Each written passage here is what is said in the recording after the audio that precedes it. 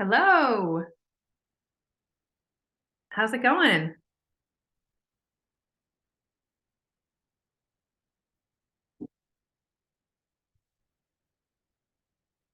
Wait a couple minutes, see who else is jumping on.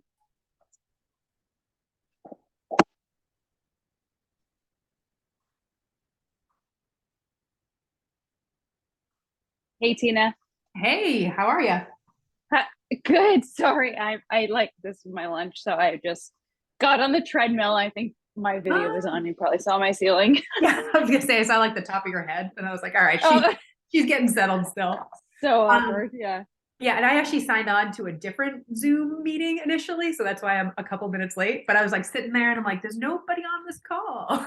Oh, I mean, I know it's middle of the day, so I know some people can't make it, but yeah, like totally. another minute and then I'll get into it. But today is a good, exciting day in the sense that like I feel like this is kind of like the meat of the program and a lot of the Helpful. like tactical executionable things as far as like doing things a little bit different in this phase of life because I'm sure you've heard me yammer on just what worked in your 20s is not working anymore, so this is kind of like really figuring out that different approach. Sorry, Murphy's like licking the crap out of his leg. Yeah, my I don't know, it's allergies. I have a dog that like just constant allergies licking. Yeah. And it's like a pug thing. They're just gross. But yeah, he's just gonna do that. Anyways, let's jump into this. Oh my goodness. Between the dog and I don't even know. All right. Yeah, I'm with you. All right. So I'm just gonna move us over here.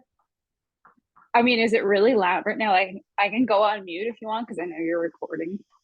I mean, I don't hear anything in the background. Oh, okay. It's more the dog that's driving me crazy right now. Okay. Can you hear the dog? He's like so annoying. No, I can't hear anything. No, not at all.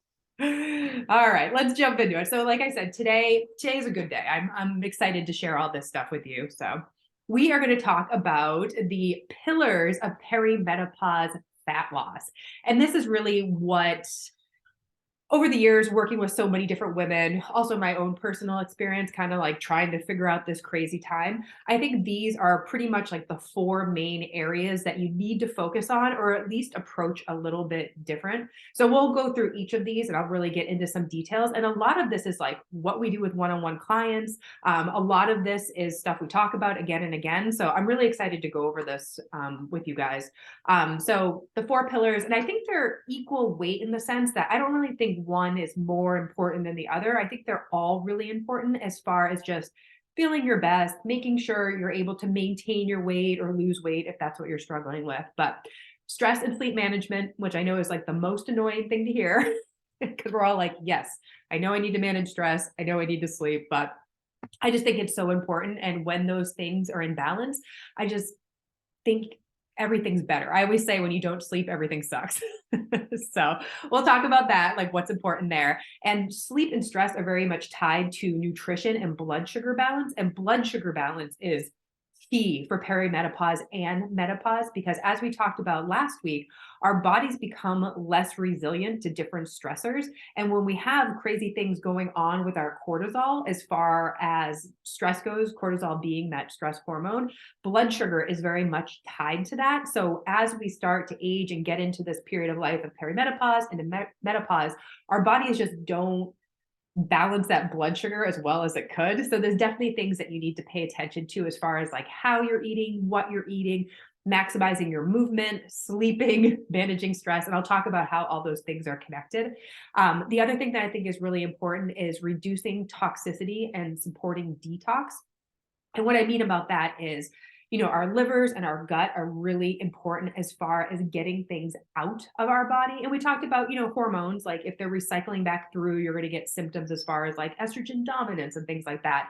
But toxicity can also be, heavy metals. It can be glyphosate that's on our food. It can be fluoride in our water. It can be mold and chemicals and all the things that we're exposed to every single day. So like if you're somebody that is really struggling as far as the hormones go, or like you just can't lose weight, could be like a toxicity issue going on. So we'll talk about that, just how to best support your liver and your gut. So like I said, this is a crash course. I'm going to give you like the cliff notes on how This to is do that. awesome.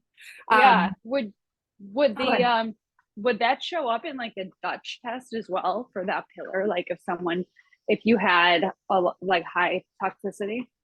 Yeah, so indirectly, so there's a big section of the Dutch where it shows the detox pathways of estrogen. So that can give us a little bit of insight into what's going on. And there are two phases. There's technically three phases of detox, but two that show up on the Dutch. But we can infer kind of what's happening with that detox if there's slow methylation in the second phase. I know I'm probably getting into the weeds a little bit, but sometimes when we see that slow methylation in that phase two, it could be a clue for, oh, maybe there's something going on with the liver. Maybe things aren't being detoxed properly, or maybe things aren't getting out in the gut. So like if you struggle with like constipation, that would be a place where I'd be like, all right, there could be some sort of quote unquote toxicity going on, or just the detox is like not ideal. So yeah, you would see that there. And then we also run the HTMA with clients, which is the mineral test. And sometimes you'll see that, but a lot of women are what they call slow oxidizers. I would say like 80% of the tests that I read are slow oxidizers. So those women, they don't necessarily get rid of the heavy metals right away. So there is a section on the test for heavy metals, and some of them will come out. And if we do see them elevated, like mercury or aluminum or something like that, it's typically an ongoing exposure to whatever it is. But the stronger the body gets, the more balanced those minerals are, you'll start to see those heavy metals come out. So it is crazy. It is crazy. So yeah, you would potentially see those on tests. And I'll get into that a little bit more too, like what all that means, because it's so important for just feeling your best too. Because if your body is struggling to like detox and whatnot, you could feel kind of crappy too and have symptoms. And then finally, the last pillar, building and maintaining muscle. And I know you guys have heard me yammer on about this, but it's so important. Like the more I learn about muscle and strength training and just how important it is for blood sugar balance and maintaining our weight and things like that, I'm just like, oh my God, everybody should be strength training. So we'll get into that. You guys will have my hard sell for building muscle. Okay, so we're going to start with sleep and stress management. And I know this is the most annoying one to hear. I mean, I literally went through years and years of my life, people telling me you need to manage your stress, you need to sleep. And I ran all the functional tests and saw all the markers that said you are stressed, you need to manage your sleep better. Like it was on paper in black and white, and I ignored it for so many years until I got to the point where my body was just so messed up and I was so unhappy before I actually made changes. Okay, so you guys probably have heard of this term adrenal fatigue, which is kind of a thing, but it's not necessarily that the adrenals get tired. It's more of like a signaling issue from the brain to the adrenals. And a lot of times, like in this phase of perimenopause, we are just pulled in a million different directions as far as just being women. You know, a lot of us are working full time. We have kids, we have little kids that demand a lot of us. You know, we're not sleeping through the night. We're taking care of parents who are aging and older. We're dealing with our own, you know, health issues and wanting to be our best. But I just feel like there is so much stress and pressure put on us. So when we get to this phase in life, there's probably been a few years of us being really stressed out. And what I see on Dutch tests a lot is almost like that burnout phase of life. And let me talk about that. This is a good lesson. So this is from my FDN training, and everything from that training pretty much goes back to stress. Like their theory is like, if you could manage the stress and your body is not physically, emotionally, mentally stressed, you're going to be so much healthier. So as far as what this is showing us, so our cortisol response is that stress response, and cortisol is not necessarily a bad thing. The issue is really when cortisol is constantly elevated. And I think a lot of us go through this like low grade, could be high grade chronic stress just every single day. Like we wake up, we're going 100, we're getting the kids off to school, we go to work, we're doing all the work things, we come home, we have to make dinner. You know what I mean? It's like 8,000 things at once. So it's just like you're constantly stressed out. So basically what this is showing us is this is homeostasis stress resolution. And what that is that you're living your life, doing your thing, something stressful happens and your cortisol is going to increase, which makes perfect sense. Like if you got into a car accident, if you had to give a speech in front of a bunch of people, your cortisol would raise to kind of give you that adrenaline, that extra focus, that extra energy. And then in theory, once that stressful event is over, it's going to go back to this homeostasis stasis point. Wow, words are hard, guys. And everything's fine. But the issue is that we're kind of like always stressed out and like our cortisol is just constantly elevated. And so this is what you probably heard me talk about, where I see on Dutch tests, like just cortisol elevated all the time, like through the roof. And for those women, I think they feel pretty good because cortisol is gonna make you feel good. It gives you energy. So there could be a period of time in your life where you're kicking ass, taking names, you're doing all the things, you feel pretty good, you know, like everything's great. And then you get to a point where the body's like, nope, I really can't keep up anymore. Like I can't keep putting out this amount of cortisol. I can't be in this stress state all the time. So high cortisol eventually becomes low cortisol. And low cortisol is horrible. Like you have no energy. You can't get your butt out of bed in the morning. Like it takes you forever to get going in the morning. You need coffee. You're not motivated. You have mood swings. Blood sugar is a disaster as far as just cravings, feeling hungry all the time. You have that afternoon crash where you just want sugar or caffeine or something like that. You know, the evening comes and you're like, oh my God, I just want to go to bed. Like, I don't want to do anything extra right now. I just need to sleep. And low cortisol is not fun. And if you guys have heard, you know, my personal story, I lived this for sure. This was the Design to Fit days, Nutrition House software, carrots and cake, running around like a lunatic. And then this is the crash, like writing the cookbook, doing the FDN training, doing way too much high intensity exercise. And I killed myself. I just really like burnt out. And that's when I put on a bunch of weight, no energy to do anything. My hormones were a mess and it was miserable. And it took me a good 2.5, 3 years to recover from that.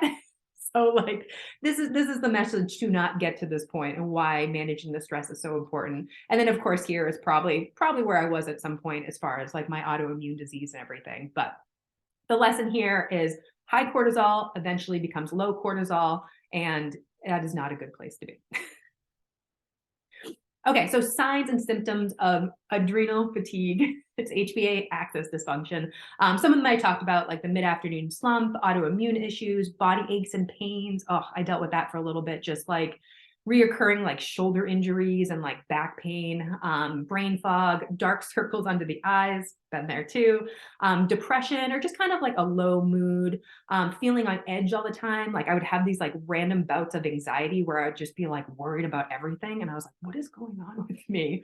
Hair loss, mood swings, poor resistance to stress. Like some of the things that like didn't used to stress me out would stress me out. And I remember being like, why is my blood pressure through the roof right now? Why am I so worried about this thing that I didn't worry about 2 months ago? Trouble falling asleep, or just like waking up in the middle of the night with the low blood sugar, waking up tired, and then weight gain. So these are just some of those common symptoms of that like kind of like burnout stage. And that really is kind of like the final stage of this whole thing. And this is just kind of general recommendations as far as like what our adrenal glands need to work properly. And, you know, these are things that you could get from food. If you want to do the supplement thing, you can, but my approach is always food focused in the sense that like you got to eat 3, 4, 5 times a day. Why not, you know, load your diet up with these foods? And of course, supplementing can be helpful. I do think sometimes the supplements can get you a little bit further quicker. So that's why I like recommending them. But the big ones here are magnesium. So if you're not taking magnesium, that would be something I would maybe supplement with. I think we're all pretty much deficient in it. And magnesium is one of the first minerals that we lose when we're stressed out. So magnesium. B vitamins are really, really important. You could do like a B complex or just look for more foods that are high in those Bs. And I'll include some of those. They're included in here, so we can talk about those. And then vitamin C. So that adrenal cocktail you've heard me talk about 1 million times. Great way to get that vitamin C in. Okay, so how to support your adrenal health. So these are kind of like some of the specifics as far as what to do. So I put the adrenal cocktail right here. I mean, I drink them every single day. I think if you're really stressed, you could even have them twice a day, but really feel it out. Like some people will drink them and they'll be like, oh my gosh, I do feel better. I have more energy. So it's definitely something to feel out and see how you feel. But yeah, it can be really important as far as the adrenals, getting those minerals in, replenishing the electrolytes, because potassium and sodium are other minerals that we lose when we are super stressed out. And the example I like to give is if you've ever run a marathon or half marathon or done like a triathlon, like if you were to collapse at the end of that endurance event, a medic or a nurse or somebody would come over and give you electrolytes to basically help you get back on your feet and able to function.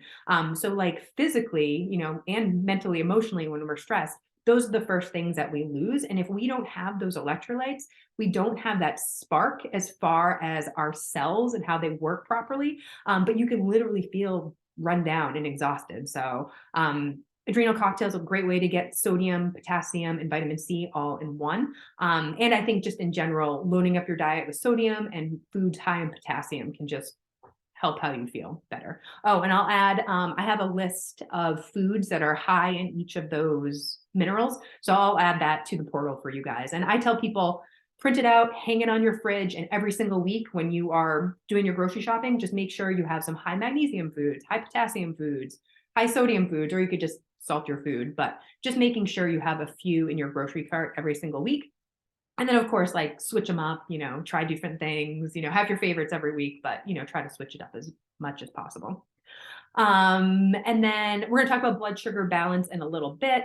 But other things that can help is paying attention to your stress. And I know this is so annoying to hear. I know this is so annoying to hear. I actually have a podcast episode that I'll link in the database too, or in the portal, about how I actually dealt with stress, because I think sometimes when you tell someone you got to manage your stress, it's like such an overwhelming thing. And when you're in it in that crazy time, it's hard to like see your way out of it. And that was me. I was like, there's so much stuff on my plate right now. How the heck am I supposed to de-stress? So I talked about probably like 20 different things that I did. And some of them were little, like my husband bought me a weighted blanket. You know what I mean? Just like little things like that that can help calm your body. So I'll make sure I link that in there. But that's something just to listen to and just, listen to the ideas. And if they resonate with you, great, try them out. But you don't have to do them all, and it's never one thing. But just to give you some kind of like practical things instead of just being like, oh, you got to manage your stress. Of course, prioritizing rest and sleep. We're going to talk about that and why sleep is so important. Work on your relationship with light and dark. And this is really, really important as far as your circadian rhythm goes. And that's basically how our body is supposed to run, from day to day. And getting light first thing in the morning is really important. Making sure you're winding down at night and just really helping your body flow with that circadian rhythm, because when we wake up in the morning, our cortisol should be high. We want it to be high, and this is the issue when you have low cortisol, why you feel so bad trying to get out of bed, because there's something called the cortisol awakening response, and that is literally cortisol getting your butt out of bed and starting your day. And for a lot of women, they feel better like mid-morning, and that's when cortisol is at its highest, and then it's going to decrease in the afternoon and then get even lower at night. And you want that to happen. Like you want cortisol to be low at night so you can sleep. And if your cortisol is elevated at night, you're not going to be able to go to sleep. So this whole relationship with light and dark can make such a difference as far as that like natural rhythm of our body. And then we're going to talk about our workouts. But if your adrenals and your nervous system are a mess, sorry, I would really kind of look at your workouts. We'll go into that a little bit more in detail. But if you're somebody that has super duper high cortisol or super low cortisol, the high intensity stuff like could just be too much for your body. But we'll talk about that shortly when we talk about workouts. Okay, sleep.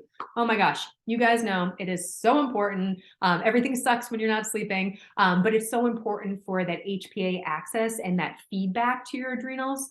It also balances our cortisol. Like, I don't know if you've ever had like a bad night of sleep or a couple of bad nights of sleep, but I wake up starving. I feel like I'm craving sugar all day. I want carbohydrates. I just like can't manage my hunger and appetite. And if you're somebody that's trying to lose weight, that's a big thing. as far as just like trying to control like the number of calories you're consuming, the type of calories you're consuming. And I have a visual for that, so I'll show you guys that in a sec.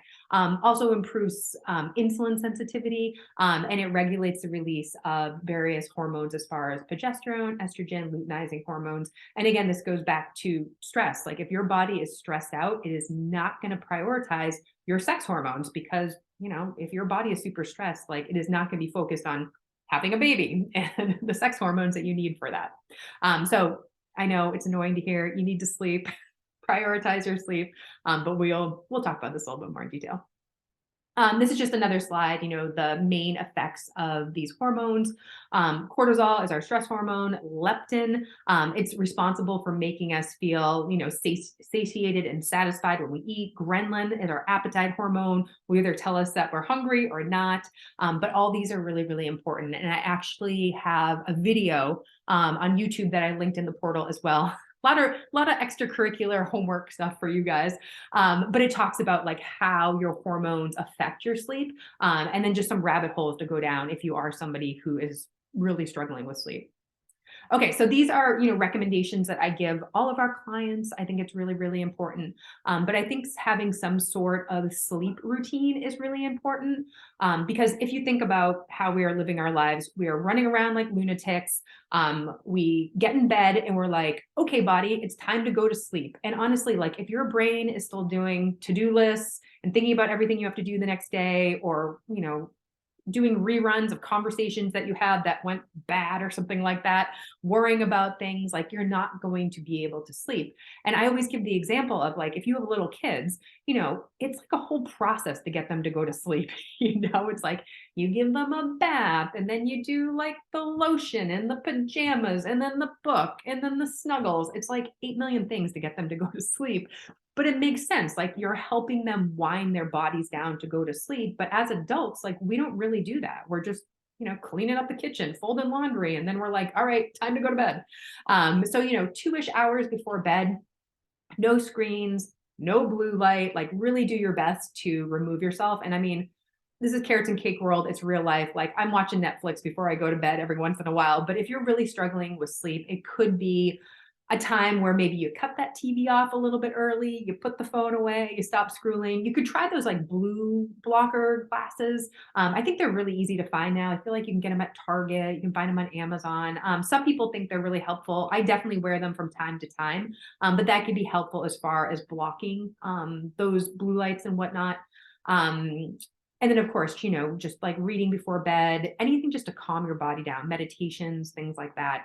And then if you are somebody that's waking up in the middle of the night, it could be a blood sugar issue, which I do have another YouTube video about that. But it's not necessarily like what you eat before bed. It's really like what you're eating throughout the day as far as blood sugar balance goes. And we'll get into that more in detail. But a snack before bed can be really helpful as far as stabilizing that blood sugar and helping you sleep better. And then some supplements that I recommend, like if you really can't sleep, you're really struggling, magnesium, melatonin, CBD, all of those can be really, really calming. There's also like blends that have like valerian root and chamomile and stuff like that. So it's really about like what's fine, like finding what works for you. But these three here are ones that I personally use and help as far as like getting me to sleep. And then just a couple resources as far as like how your hormones affect your sleep, why you can't sleep and what to do about it, another podcast. So if you're somebody that's in that category, definitely check those out. A Dutch could be helpful just to see what's going on with your melatonin and then your progesterone, because low progesterone can definitely lead to sleep issues. Low melatonin can lead to issues. High melatonin can actually lead to issues too. So if you're struggling, it could be some rabbit holes to go down. Okay, so this is a little bit more detailed. This is from a Dutch presentation that I watched not too long ago. But this is really giving us some more details of like being stressed out all the time. Like if your cortisol is constantly elevated, these are some things that can happen. I think the biggest one is the insulin dysregulation and blood sugar issues, weight gain, pre-diabetes, you know, insulin resistance. Like literally your stress can cause your body to gain weight because, you know, things are so out of whack. Immune issues, chronic fatigue, obviously. Like you can be really tired when cortisol's low. GI issues, just because your parasympathetic nervous system is out of whack and suppressed. Cardiovascular concerns, and then of course, sex hormone imbalances. I mean, again, like if the body is really, really stressed, it's not going to prioritize fertility. You might have irregular periods, heavy periods, low libido. Your body is just not prioritizing reproduction. And this is another visual of kind of like what happens and like why it's an issue. So here at the top, this is like, oh my God, body is stressed out, chronic stress, chronic stress. Cortisol increases to help regulate that stress.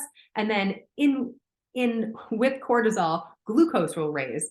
And then when glucose is constantly raised, insulin raises to get that blood sugar or get the glucose into the cells.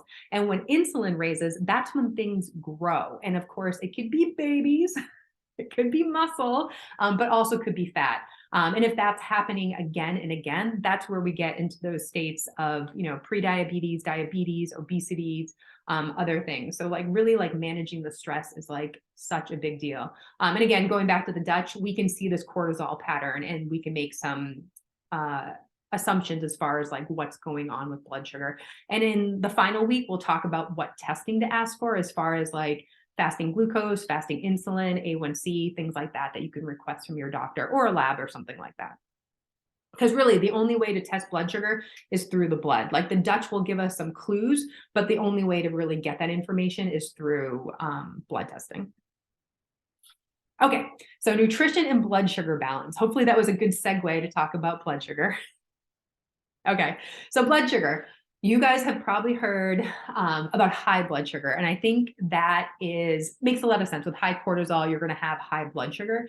We hear about that again and again and again, but low blood sugar is also an issue for people. So the thing with blood sugar is like you want it to be stable. Like you don't want it too high, you don't want it too low. You just kind of want it steady here, which is really important as far as minimizing those blood sugar spikes, the insulin release, the cravings, the energy crashes, just your body holding on to fat. So at the end of the day, like you want things to be as steady as possible. Like you don't want to be skipping meals. You don't want to be like overeating or eating tons of sugar or alcohol or things like that.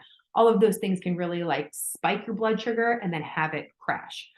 So really it's like Goldilocks. You want it just in the middle, as steady as possible.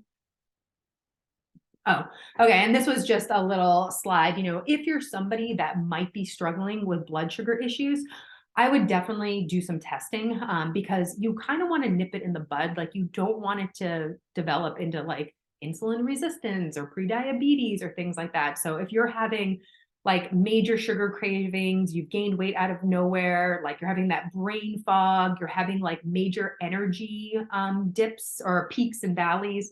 If you're getting like super hangry between meals, we have a client now that she was struggling with like almost like passing out. Like she was taking a shower and had a call to her husband because like her blood sugar was so low after a workout.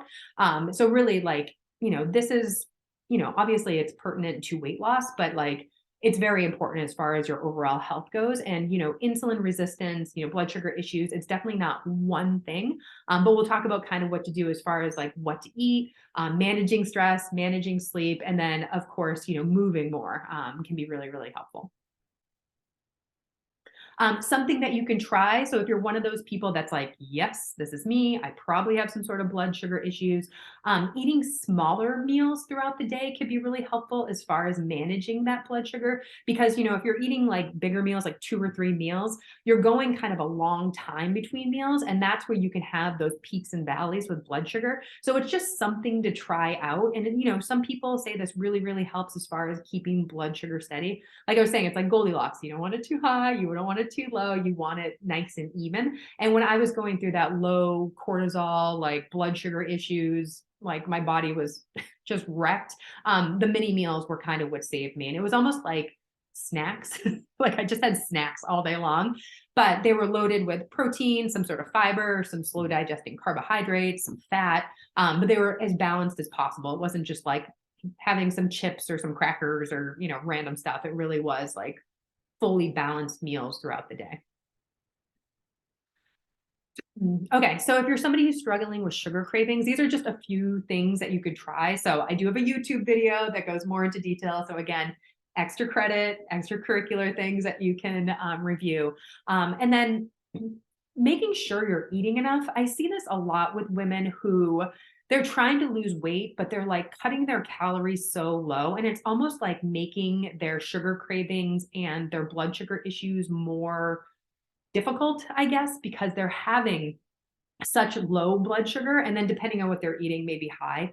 But I would make sure you're eating enough throughout the day and making sure all meals have protein, some carbohydrates, some fiber in there, and maybe a little bit of fat. I mean, some people do better with higher fat, but it really depends on you. But I would say the protein and the fiber are really, really important.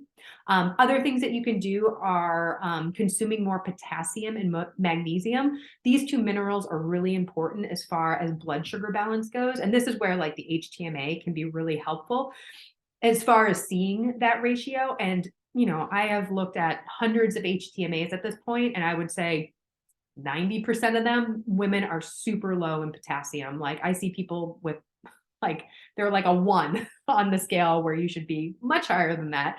But potassium is really, it's hard to get if you don't try. And our needs, I want to say, are like 4,600 milligrams a day. And if you're somebody that's tracking your food in MyFitnessPal or Chronometer, like check to see where your potassium is. I like guarantee you are nowhere even near that. And like to get that amount, you really have to try. But simply adding more potassium and magnesium can make a difference as far as your blood sugar goes and just feeling your best. So just loading up on those high potassium foods, the adrenal cocktail, coconut water, stuff like that. And I'll include that list of high potassium foods for you guys. And then supplements that could potentially help with blood sugar balance and cravings: magnesium,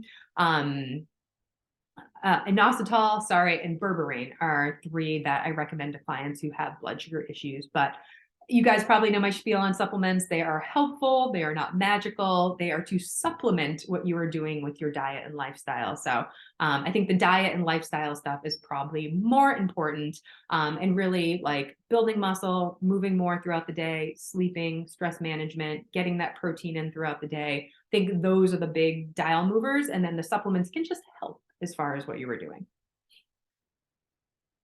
Okay, so as far as how to optimize your nutrition and like blood sugar balance and all that, so if you're looking at for kind of like a what to do, where do I go? I would just start with tracking your food. I mean, most of us have no idea what we're eating.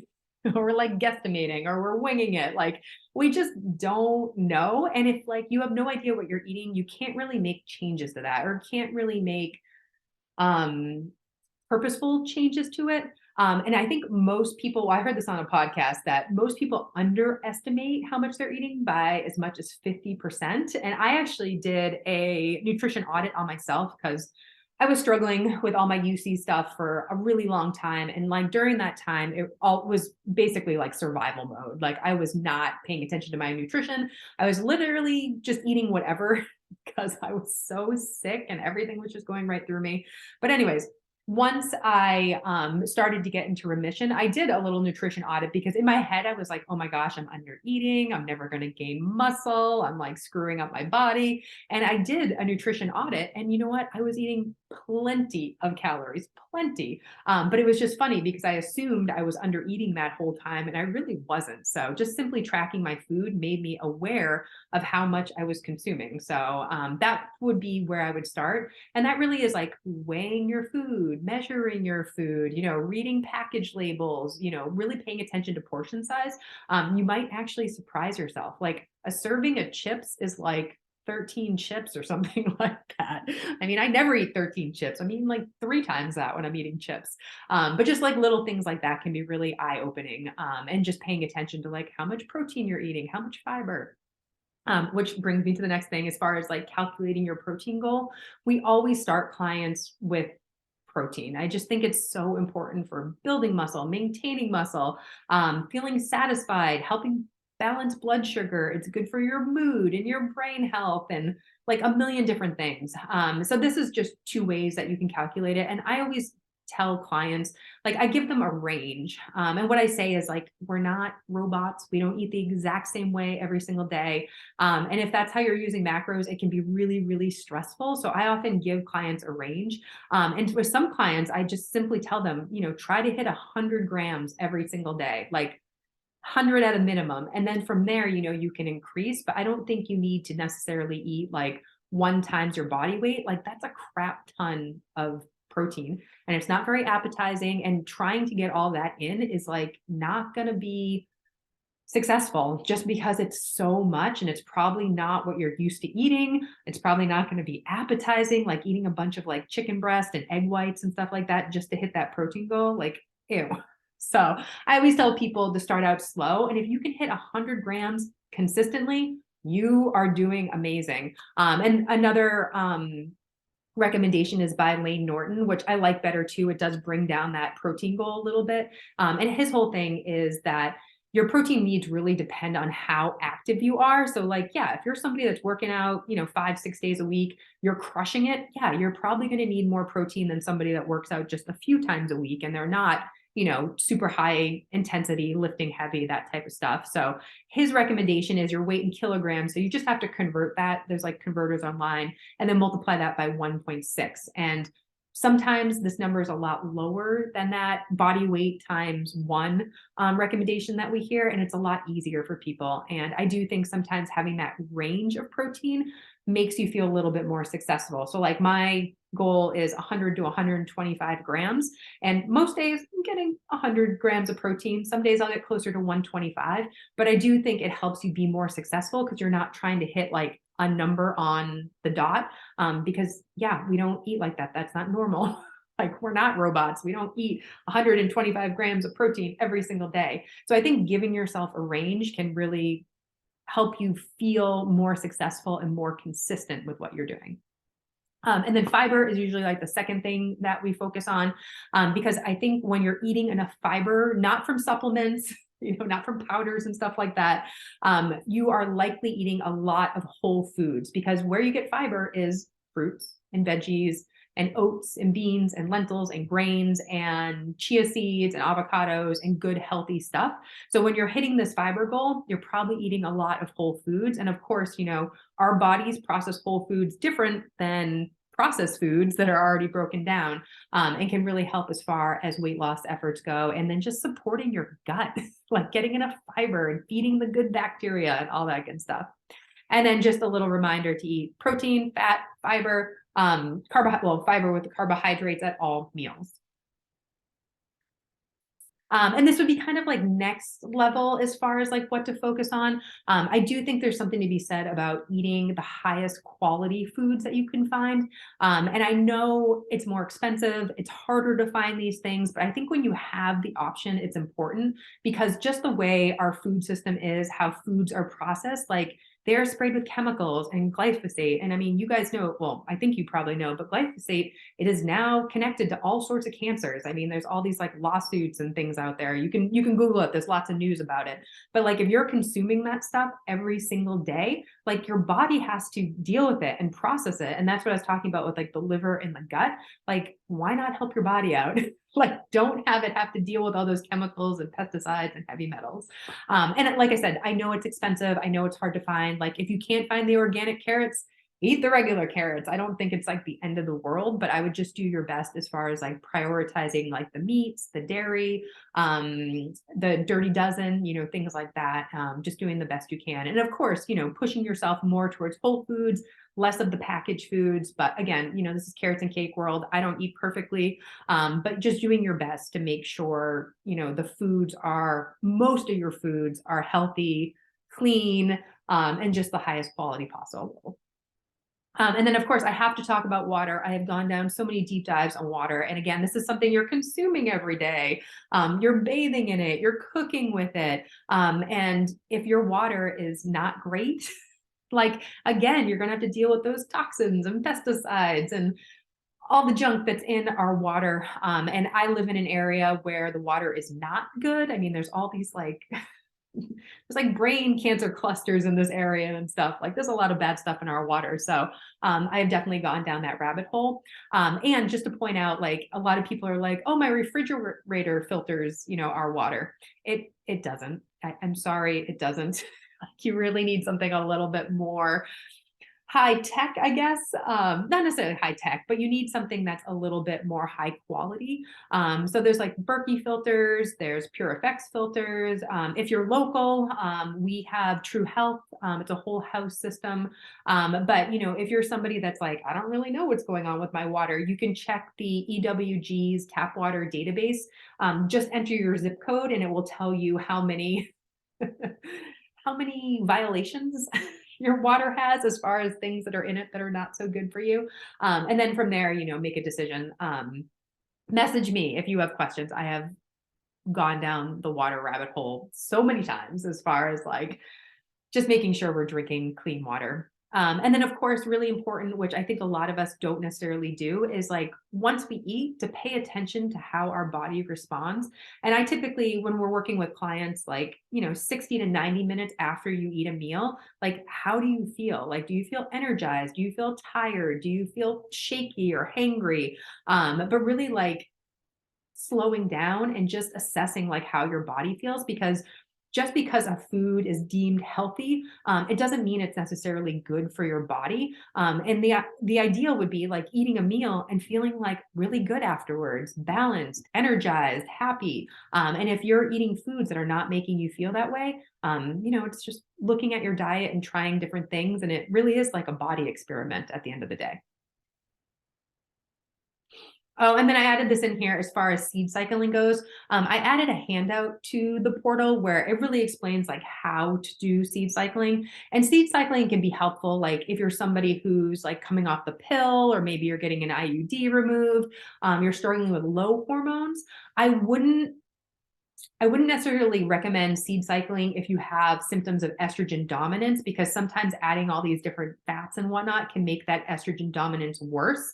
That's why, it's helpful to do the testing just to kind of see what's going on. But this would be for somebody that maybe you don't have a period, your period's irregular. Like I said, you're getting off some sort of hormonal birth control and you just kind of want to support the natural balance. It could be helpful. If you have low estrogen, low progesterone, low testosterone, this could be helpful. I just wouldn't do it if you had high estrogen symptoms. I'd probably focus on some other things, but this explains how to do it. There's a handout, but really this is just adding different seeds at different times in your cycle.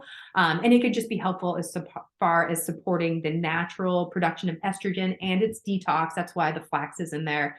It has something called lignans in it, and they're these special fibers that can help detox estrogen properly. And then the sunflower seeds and the sesame seeds support the progesterone in the second half of the cycle. So if you want more details, there are some in the portal, and then just, ask me questions. You guys know where to find me.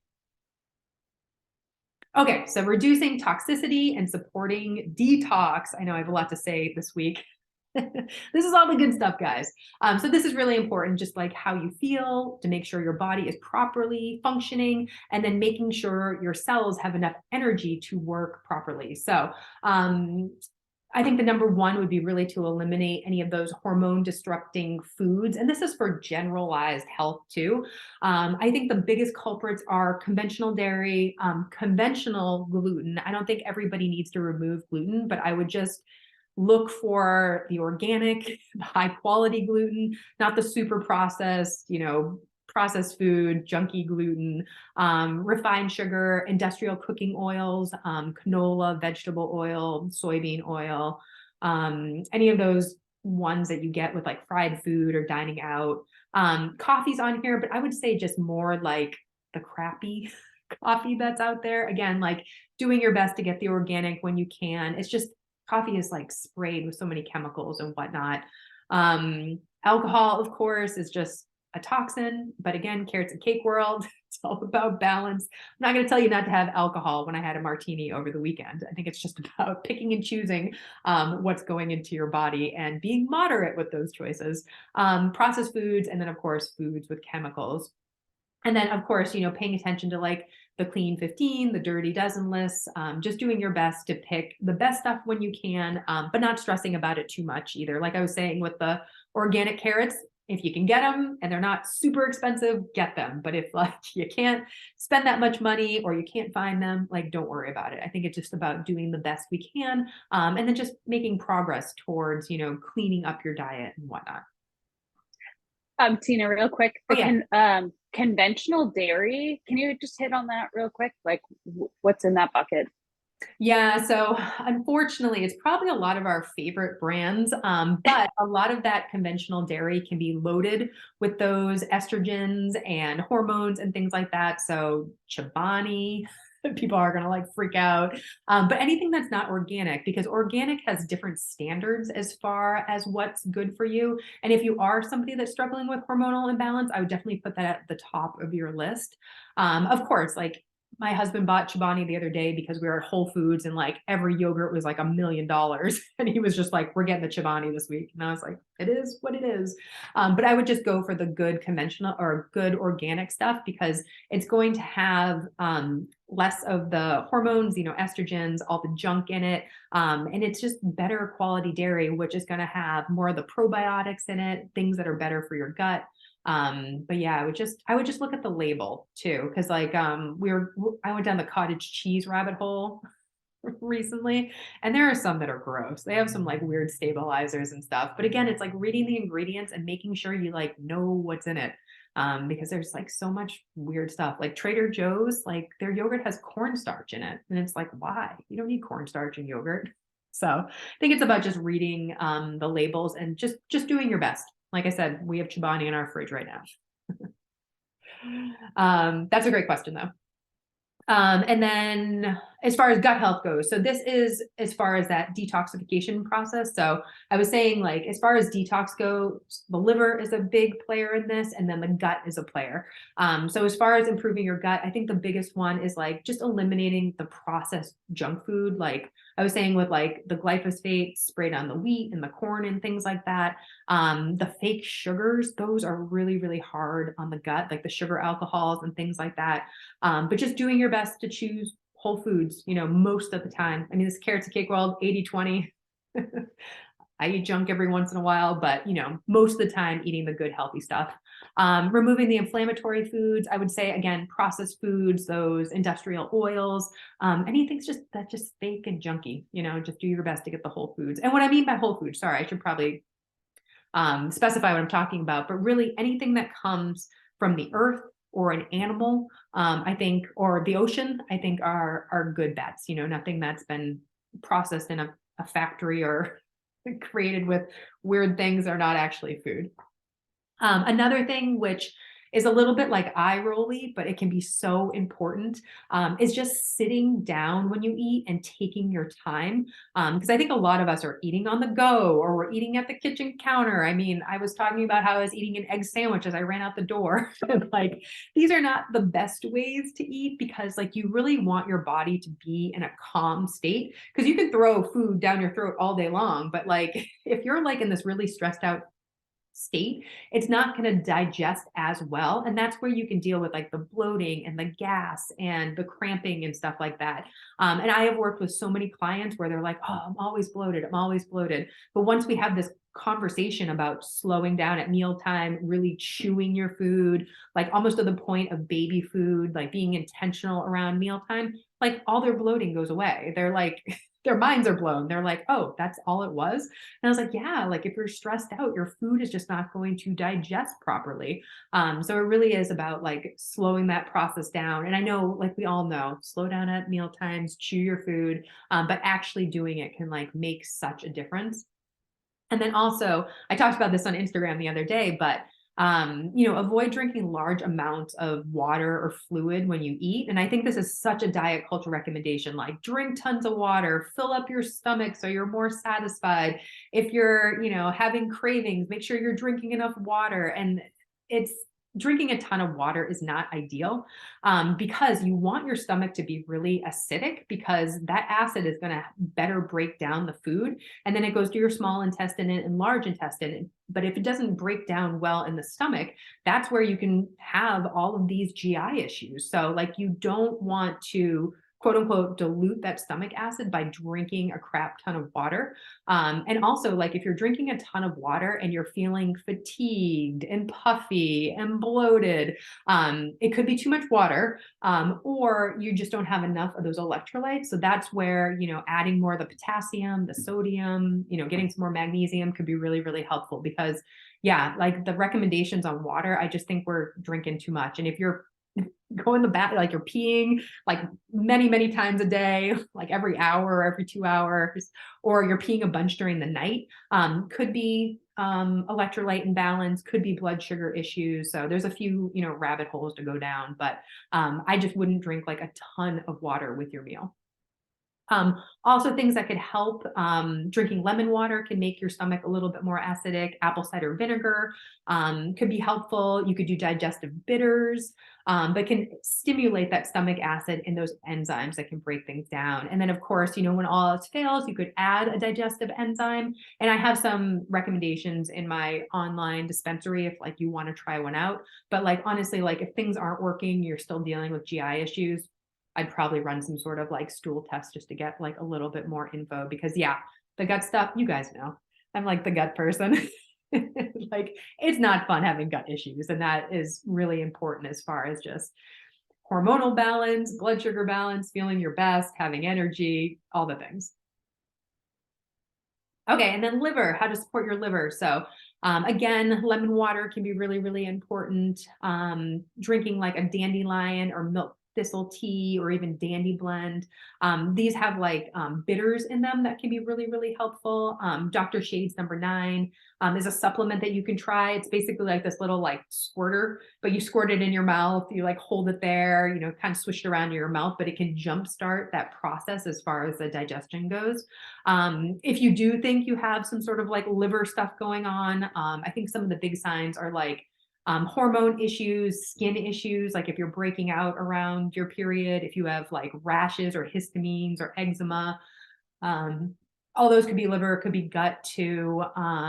If you're super hungover after you drink, like not a lot, could be liver issues. I'm trying to think what other liver things are. Those are kind of the big ones, but Cellcore makes an advanced TUDCA, which can stimulate bile. They have a kidney liver support that can be really helpful. I still take these because I have a crappy liver, but they can be helpful. Of course, eliminating alcohol, inflammatory foods, because again, they have to be processed by the liver. And then simply adding more bitter foods like greens, dandelion, cruciferous veggies, grapefruit, citrus, berries, cranberries, blueberries, pears, beets, they can all be super duper supportive for the liver. And again, my approach is always a food focused one. So I just buy all of these every single week and make sure I'm eating them. Dry brushing can be helpful as far as the lymph system and kind of moving things through. Infrared sauna and then just moving in general can be helpful as far as the lymph system and the liver. I know I'm throwing a lot of stuff at you guys. Crash course, right, guys? Okay, and then finally, healthy movement. We're already at an hour. I'm sorry, it's supposed to be quick. Okay, how to exercise in perimenopause. So you guys have probably heard me talk about this, like really, it's just a different approach. I think, doing the 5 times a week, HIIT, Orange Theory, CrossFit, Peloton, boot camps, all of that, it worked in your 20s, like training for marathons and all of that. But now in perimenopause, our bodies aren't as resilient to stress. We're dealing with blood sugar issues. So I think sometimes that type of workout can make things worse. And it's not to say that you can never, ever do them. I just think it shouldn't be as often. It shouldn't be like a regular thing. Maybe it's like a special occasion type of workout. And really, like muscle is so important as far as longevity goes. Like I mean, the reason I work out is because I think it's fun. But I want to be 90 years old and be self-sufficient. I want to be able to carry my groceries in from the car. I want to be able to sit on a toilet without worrying about my hip breaking. Like I want to be like an active senior, I want to run around with my grandkids. So I think that's really important, just being strong and able. But it's also important for our hormones and our blood sugar balance. And the more muscle you have, like the better you're able to maintain your hormone health, your blood sugar balance, and you actually have more insulin receptors on your muscle to help with that blood sugar balance. So like, even though I think, people just think about like, oh, building muscle and doing things in the gym where you're strong and like looking different, of course, like the way your body looks different when you have more muscle on there. But like literally having more of that muscle can increase your metabolism, that blood sugar balance. Like you're just in a better spot health wise when you have that muscle. So this is my hard sell. So really like strength training, I would say, I mean, I wrote 3 to 4. I think that's kind of ideal, but like if you're just starting out, maybe 2 times a week, maybe 3 times a week, and that could be full body. You could do the split where it's like upper, lower, pushing, pulling. It really kind of depends on you. But I think ideally it would be some sort of progressive overload where you're trying to get stronger. Like you're not going through 15 reps, with a 5 pound dumbbell. Like you're really trying to increase that weight every few weeks. So like having a program or going to a gym or working with a trainer, because yeah, if you're just going through the motions, I don't think it's bad. I mean, it's movement. All movement is pretty good. But really like you're trying to build muscle and maintain it. And as we get older, especially in perimenopause, we don't have all that amazing testosterone working in our favor. And it just gets harder and harder. And what I say to clients is like, you got to use it or lose it, because like if you're not building it now, it's going to be so much harder the older you get. So this is my push for you to start strength training like today. And then, shout out, like if you're looking for a program, Strong Made Simple 2.0, those are my at-home programs. And there is a progressive overload sense to it where every single week you are trying to get stronger on the workouts. And of course, like if you have dumbbells, great, but like the program works with kettlebells, it works with barbells, medicine balls, like there are so many options with it. So not trying to sell you my program, just trying to make sure you're doing some strength training. And then walking, oh my gosh, walking is so good as far as insulin, blood sugar balance, just being out in nature and getting sunshine and everything. So this is something you could literally do every single day if you want, anywhere from 30 to 60 minutes. I mean, it's totally up to you. And then just like a pro tip, schedule your walks for after your meals, especially big meals, because, as you're walking, you're going to start utilizing those different calories and whatnot. And it just makes your body more sensitive to the insulin and the blood sugar balance and everything. So, having a walk after dinner, little things like that, or, working out after breakfast, stuff like that can really be helpful, and not having a big meal and like sitting on the couch. And then of course, choosing like lists workouts. So low intensity, steady state cardio over the high intensity. I mean, moderate intensity is okay too. I just wouldn't go crazy on the high intensity stuff, because, when you're working out, you're driving up that cortisol, and then afterwards it's crashing. So, it's fine, but I would make sure you're eating something after your workout, making sure you're refueling with the protein and the carbohydrates. But yeah, just keeping an eye on how you feel after those workouts. Like you really should be energized. Like you shouldn't be crashing or exhausted after your workouts. And I've talked about this, like when I was doing Orange Theory, I would do Orange Theory, feel okay during the class. Like, I'm type A, I push myself hard in workouts. I'd feel okay during the workouts. And then probably like 2 hours after the workout, I would just be exhausted. Like I would want to sit on the couch or lay on the couch. I just had no energy. So I think that's a sign that maybe you're working out too hard, or you're not recovering from workouts. Like you're always sore, like you're just achy and like don't feel your best, or having the blood sugar issues, not sleeping through the night, being hungry all the time, having crazy cravings, like carb cravings, sugar cravings, could all be, maybe it's a little too much. All right. And then this is just some like general recommendations as far as like what might work for you. I do think walking is amazing. Yoga, Pilates, that stuff can be so helpful as far as like cortisol, your stress response, stretching, mobility, all the things that we need. It can even, help as far as strength training goes. Resistance training, I think anywhere from 2 to 4 times a week is probably great. And then cardio, not a bad thing, like I do it at CrossFit, lift weights faster. But really like, I'm not doing more than like 20 minutes. like the workout today was 12 minutes. We had one last week that was 7 minutes, I just wouldn't go for those long bouts of like high intensity cardio. All right, guys, I know that was long. That was an hour. Okay, good. All right, guys, how are we doing? Any questions? I know I just talked at you for an hour. No, that was awesome. That was like so many things on I just know. relatable. It's like, oh my gosh, I'm doing so many of these things incorrectly, but like so helpful. Yeah. Good, good, good, good. I know it's supposed to be a crash course. I'm just trying to get to the point. I So love it. No, this was great. Definitely. I'll have to go back and listen to it a couple more times too. yeah, and of course, Yeah. like you know, once you guys have like, if you're watching this back or you're digesting this, like just you guys know where to find me. Just like ask me questions. And I think a lot of this stuff is kind of like rabbit holes to like hopefully like point you in the Mhm. right direction as far as what's going on. And then I think next week I'm going over like the hormone stuff as far as like symptoms, because like I love the testing. I just think it's so helpful as far as like giving you that data and that direction so you're not just throwing spaghetti at a wall. But I don't think everybody needs it. I don't think you necessarily need to drop all this money on the testing if you can figure out what's going on with your symptoms. So I think next week will be really helpful too, as far as like bringing this all together to be like, oh, all these symptoms remind me of what's going on with me, with Mhm. myself. And this is low progesterone. You know what I mean? So like just giving you guys Yep. a little bit more direction. This is great. Thank you. Yeah, sure, sure, sure. And then yeah, just if you have any questions, you know where to find me. Awesome. That sounds great. Thank you so much. Yeah, sure thing. Well, have a great day. And yeah, I will talk to you guys next week. Sounds good. You too. All right, Thanks. take care. Bye.